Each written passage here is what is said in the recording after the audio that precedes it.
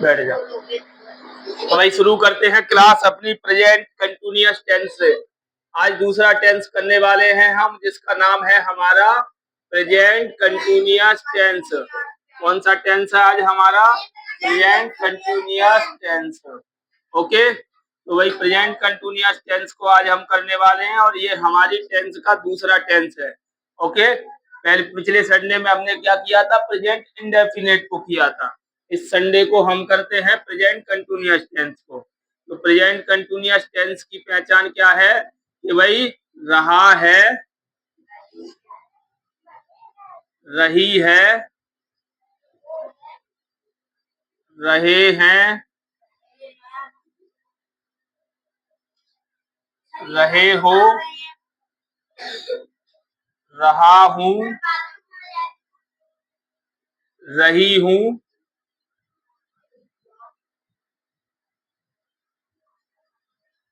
आदि। यानी कि भाई किसी भी हिंदी वाक्य के अंत में रहा है, रही है, रहे हैं, रहा हूं, रही हूं, यस, रहे हो, रहा हूं और रही हूं, ये हमारे कौन से टेंस की पहचान हो गई? तो भाई हिंदी वाक्य के अंत में अगर ये वाले शब्द पाए जाते हैं तो वो हमारे प्रेजेंट कंटिन्यूअस टेंस की पहचान बन जाती है। तो भाई सेंटेंस कैसे आने वाले हैं? तो भाई सेंटेंस ऐसे आएंगे, जैसे उदाहरण में देखो आप, उदाहरण में कैसे, जैसे राम क्रिकेट, राम क्रिकेट खेल रहा है, राम क्रिकेट खेल रहा है, ऐसे सेंटेंस आएंगे। तो भाई अब देखो यहाँ पे वाक्य के अंत का कहा था मैंने, वाक्य के लास्ट में आने वाले शब्द क्या होते हैं? किसी भी सेंटेंस की पहचान होते हैं। तो भाई इस सेंटेंस के अंदर हमारे रहा है आ गया है। यस, सीधा समझो, चुपचाप से बोलना नहीं है। राम क्रिकेट खेल रहा है, तो भाई रहा है ये आ गया। तो भाई रहा है हमारी क्या है? प्रेजेंट कंटिन्यूअस टेंस की पहचान है। ठीक है, अब ऐसे सेंटेंसेस को बनाएंगे कैसे? तो बनाने के लिए आपको मिलेगा स्ट्रक्चर। यस, और स्ट्रक्चर क्या मिलेगा भाई? स्ट्रक्चर नंबर 1 होगा, वो कौन सी स्ट्रक्चर होगी? Affirmative structure. तो भाई हेल्प फॉर्मूला कह लो या स्ट्रक्चर कह लो, ढांचा या रूपरेखा, सब्जेक्ट प्लस हेल्पिंग वर्ब क्या लगेगी इसमें? Is am are, is am are, इसमें हेल्पिंग वर्ब लगेगी। उसके बाद में आपको मेन वर्ब की कौन सी फॉर्म लगेगी भैया? मेन वर्ब लगेगी। मेन वर्ब की फर्स्ट फॉर्म में, या आप कह सकते हो मेन वर्ब की फिफ्थ फॉर्म कह सकते हो। यस, मेन वर्ब की कौन सी फॉर्म? Fifth form. उसके बाद में ऑब्जेक्ट एंड अदर वर्ड। ये कौन सा सेंटेंस हो गया? ये हो गया हमारा अफर्मेटिव सेंटेंस, यानी नॉर्मल वाले, यानी सिंपल सेंटेंस भी कह सकते हो। अफर्मेटिव सेंटेंस मतलब साधारण वाक्य। कौन सा सेंटेंस हो गया? अफर्मेटिव सेंटेंस मतलब साधारण वाक्य हो गए। ठीक है, अब बनाएंगे कैसे भैया? तो ये हमारा एक फॉर्मूला हो गया। दूसरा फॉर्मूला क्या होगा हमारा? दूसरा फॉर्मूला होगा हमारा नेगेटिव का। तो कैसे बनेगा formula? Subject plus helping verb क्या लगेगी? यही हेल्पिंग वर्ब लगेगी, इज एम आर। उसके बाद में हमारी नॉट लग जाएगी। उसके बाद मेन वर्ब की फिफ्थ फॉर्म लगा दो या फर्स्ट फॉर्म में आईएनजी लगा दो। मेन वर्ब की फर्स्ट फॉर्म में आईएनजी लगा दो या डायरेक्ट मेन वर्ब की फिफ्थ फॉर्म लगा दो। ठीक है, उसके बाद में आईएनजी जो ऐड हो जाएगी। उसके बाद ऑब्जेक्ट आ जाएगा। उसके बाद अदर वर्ड। ये कौन सा हो गया भैया? ये हो गया नेगेटिव सेंटेंस।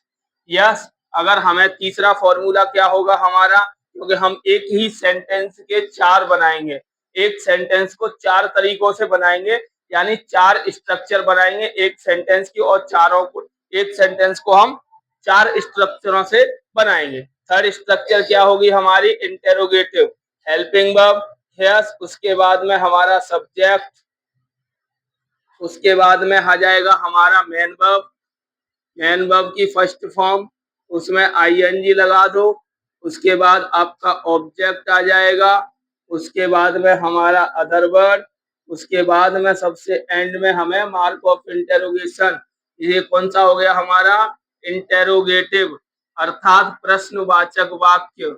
कौन सा सेंटेंस हो गया? प्रश्नवाचक। भाई अफर्मेटिव क्या होता है? अफर्मेटिव होता है हमारा साधारण वाक्य। यस, साधारण वाक्य। और नेगेटिव क्या होता है? नेगेटिव होता है नकारात्मक वाक्य। कौन सा वाक्य होता है? नकारात्मक वाक्य, यानी नहीं वाले वाक्य। और इंटेरोगेटिव क्या होता है? प्रश्नवाचक वाक्य। कौन सा सेंटेंस होगा? प्रश्नवाचक वाक्य, यानी इसमें हम प्रश्न पूछने वाले हैं। ठीक है। उसके बाद में हमारा फोर्थ स्ट्रक्चर क्या बनेगी? तो फोर्थ स्ट्रक्चर भी यही रहेगी, हेल्पिंग वर्ब, उसके बाद सब्जेक्ट, उसके बाद में आपका नॉट ऐड हो जाएगा, नहीं। उसके बाद में आपको लगाना है मेन वर्ब की फर्स्ट फॉर्म में आईएनजी लगाकर लिखना है। आफ्टर दैट आपको ऑब्जेक्ट लिखना है। उसके बाद आपको other word and question mark. ये कौन सा हो गया? ये हो गया इंटेरोगेटिव और नेगेटिव, यानी प्रश्नवाचक नकारात्मक वाक्य। इसको हम हिंदी में क्या कहेंगे? प्रश्नवाचक नकारात्मक वाक्य। नकारात्मक मतलब नहीं वाले वाक्य।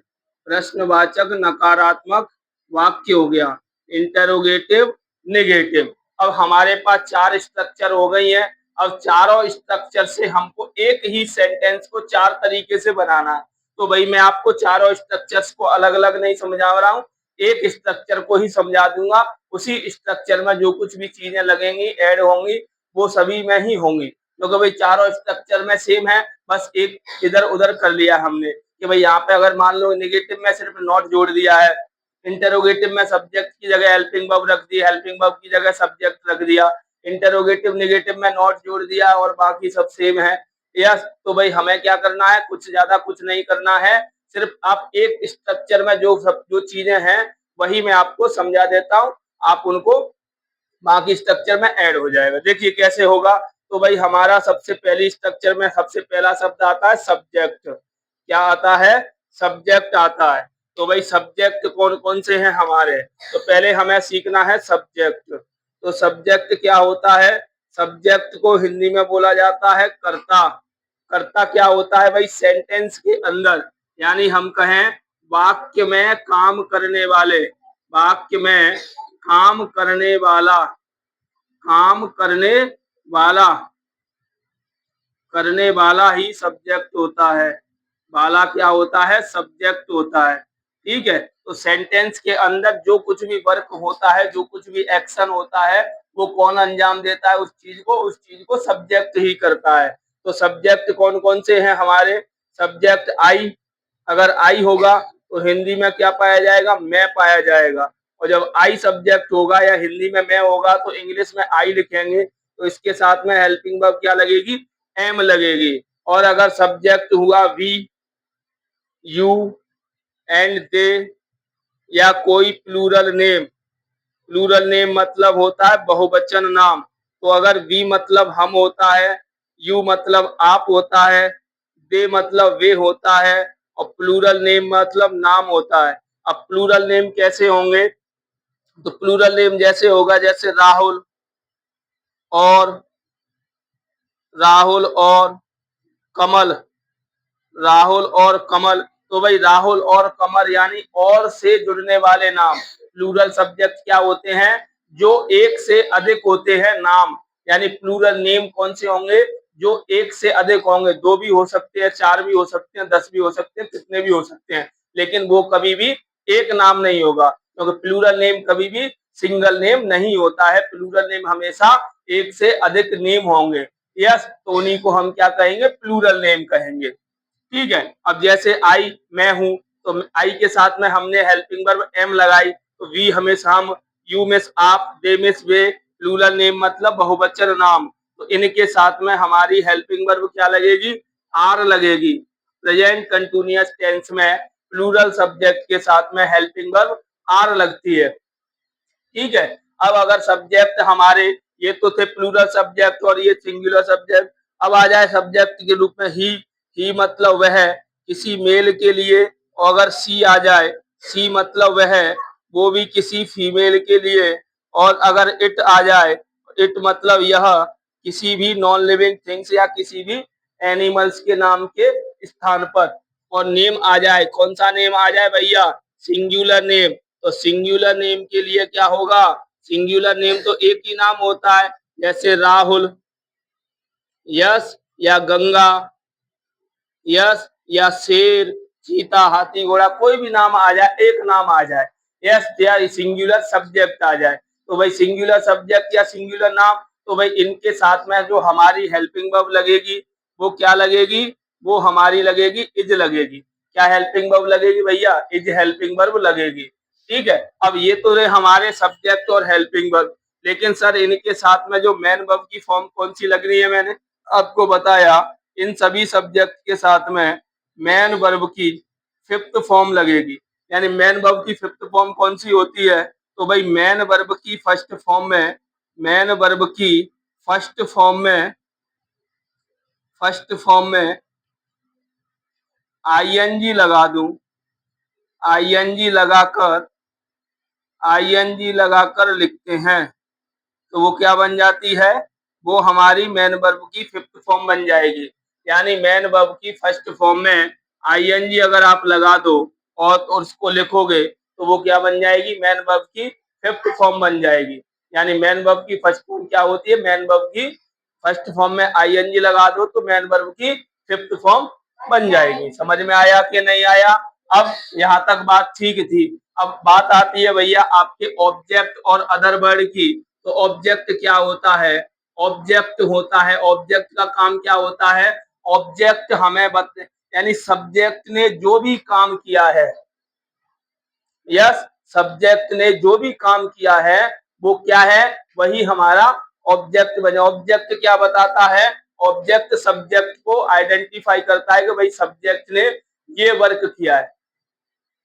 जैसे मैंने कहा ना कि राम क्रिकेट खेल रहा है, तो राम यहाँ पे सब्जेक्ट हो गया, खेलना यहाँ पे काम हो गया, है कि नहीं। अब काम तो खेलने का किया है, लेकिन किया क्या, क्या किया है, किया क्रिकेट ही तो खेला है भाई, खेलना हमारी वर्ब हो गई और क्रिकेट हो गया यहाँ पे ऑब्जेक्ट, यानी कर्म, जिसे हम क्या कहते हैं, ऑब्जेक्ट को हम क्या कहते हैं भैया, कर्म कहते हैं। और अदर वर्ड मतलब अन्य शब्द, अदर वर्ड मतलब क्या होता है, अन्य शब्द जो सेंटेंस के अंदर पाए जाएंगे। यस, अगर ये दोनों चीजें होंगी तो हम लिखेंगे, और ये दोनों चीजें भैया अकॉर्डिंग टू सेंटेंस होती है। अगर सेंटेंस के अंदर ये चीजें पाई जाएंगी तो हम इनको वाक्य को कन्वर्ट करते समय लिखेंगे, और अगर नहीं पाई जाएंगी तो हम इनको वाक्य को कन्वर्ट करते समय नहीं लिखेंगे। ठीक है, चलिए। और ये नोट कहाँ लगता है, तो नोट याद रखना, नोट हमेशा थर्ड प्लेस पर लगता है। नोट कहाँ लगेगा, तीसरे स्थान पर। यानी कि किसी भी सेंटेंस में लगाओ, आप चाहे तो इंटरोगेटिव में लगाओ या इंटरोगेटिव नेगेटिव में लगाओ, नोट हमेशा तीसरे स्थान पर ही रहेगा, यानी थर्ड प्लेस पर ही रहने वाला है। चलिए, तो बनाएंगे कैसे, तो बनाते हैं भैया सेंटेंस को। चलिए, और इंटरोगेटिव में क्या होता है, अगर वाक्य हमारा क्या से शुरू होगा, किससे शुरू होगा, क्या से शुरू होगा, तो हमारा क्या होगा, क्या से शुरू हुआ तो हेल्पिंग वर्ब से चालू होगा। यस, और अगर एक चीज मैं आपको भी बता दूं कि अगर हिंदी वाले वाक्य में वह के साथ में रहा है आएगा, तो आप क्या लगाओगे, इंग्लिश कन्वर्ट करते समय ही करोगे, और वह के साथ में रही है आएगा, क्या आएगा, रही है, तो आप सी लगाइए इंग्लिश कन्वर्ट करते समय। ये जरूरी बातें थी जो आपको याद रखनी है। ठीक है, अब बनाते हैं हम सेंटेंस। तो कैसे सेंटेंस को कन्वर्ट करेंगे भैया, देख लो। तो सेंटेंस को कन्वर्ट ऐसे करेंगे, जैसे आपके सामने एक सेंटेंस है कि भाई पवन, पवन कहानी, पवन कहानी पढ़ता है, पढ़ रहा है, पवन कहानी पढ़ रहा है, ये सेंटेंस है। पवन क्या कर रहा है, कहानी पढ़ रहा है, पवन कहानी पढ़ रहा है। पवन क्या है, यहाँ पे सब्जेक्ट है, और सब्जेक्ट कैसा है, सिंगुलर सब्जेक्ट है कि नहीं। तो पवन कहानी पढ़ रहा है और ये सिंगुलर नाम भी है, तो पवन ही रहेगा। तो पवन अब रहा है, तो रहा है के लिए पवन के अकॉर्डिंग क्या आएगा, इज आएगा। पढ़ने को क्या बोलते हैं भैया, रीड बोल देते हैं। क्योंकि यहाँ पे कहानी पढ़ रहा है। तो पवन इज रीड, और रीड में अगर आप आईएनजी लगा दोगे तो रीडिंग बन जाएगी। पवन इज रीडिंग, कहानी को क्या बोलते हैं? Story. Pawan is reading story, Pawan is reading story. ये क्या बन गया? ये हमारा बन गया सर अफर्मेटिव सेंटेंस। अगर मुझे इसी को दूसरा बनाना पड़ जाए नेगेटिव, तो कैसे बनाऊंगा? पूरा सेम रहेगा, कुछ भी मत हटाओ, सिर्फ नॉट ऐड करना है। तो पवन इज नॉट, ये पूरा सेम लिख दो, reading story. Pawan is not reading story, ये हमारा कौन सा बन गया? ये हमारा नेगेटिव बन गया। अब मुझे अगर इसको इंटेरोगेटिव बनाना है तो इंटेरोगेटिव बनाने के लिए क्या करूंगा? नॉट को हटा दूंगा और हेल्पिंग वर्ब को सब्जेक्ट की जगह पे लिख दूंगा और सब्जेक्ट को हेल्पिंग वर्ब की जगह पे लिख दूंगा। यानी इज हमारा पवन की जगह पे आ जाएगा और पवन पहुंच जाएगा इज की जगह पे। तो is Pawan reading story, is Pawan reading story, और सबसे एंड में हम क्या ऐड कर देंगे? Question mark. ये कौन सा बन गया? इंटेरोगेटिव बन गया। अब क्या करना है? कुछ नहीं करना है। ये इंटेरोगेटिव नेगेटिव बनाने के लिए पूरा सेम रहने दो, सिर्फ आपको क्या करना है? सब्जेक्ट, हेल्पिंग वर्ब, सब्जेक्ट, और उसके बाद में आपको नॉट ऐड कर देना है। बाकी आपको रीडिंग स्टोरी, अब स्टोरी रहने दो। Pawan is not reading story, yes, interrogative और नेगेटिव, ये रहा हमारा सेंटेंस। तो इस तरह से हम बना लेंगे, मुझे पता है। ठीक है, तो ओके, एक मिनट लिखता हूँ। हाँ, उतार लो।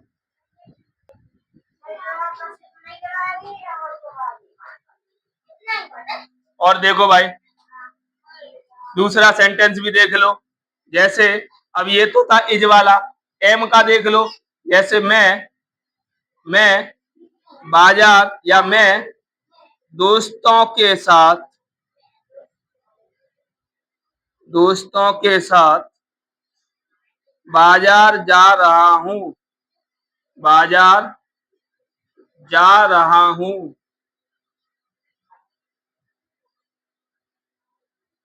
ये है, मैं दोस्तों के साथ बाजार जा रहा हूँ। ठीक है, तो सेंटेंस को कैसे कन्वर्ट करेंगे?